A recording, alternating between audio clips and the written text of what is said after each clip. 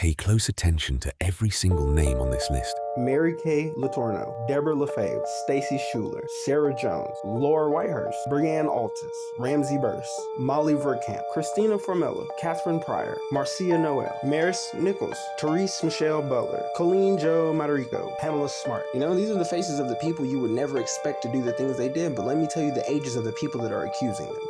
15, 12, 17, 14, 16, 13, 17, 15, 14, 16, 13, 17, 15, 17, 15. You already know the version of the story you've been told. The one that says danger has a certain look, a certain voice, a certain kind of person. That version that you know is comfortable. It lets you relax around everybody else. But comfort is not the same thing as real safety. Watch what happens when the person who causes harm does not match the picture in your head. Watch how fast the explanations appear. How quickly the focus shifts from what the person did to how they must be feeling.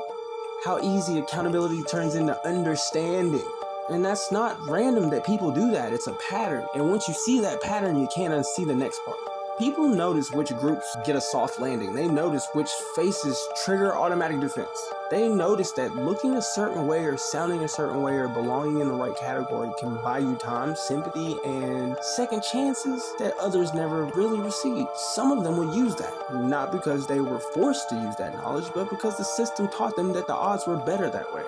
So the real question isn't whether one group is more dangerous than the other. The real question is what happens to a culture that keeps pretending only some people are capable of real harm. And here's the part that nobody wants to say out loud. Anybody can be a predator. And I mean anybody. And the moment you decide that isn't true, the moment you start handing out trust based on appearance, identity, or first feeling, you create that exact opening that the wrong people will walk through. Blind loyalty based on what they look like, what they sound like isn't kindness. It's a weak type of vulnerability.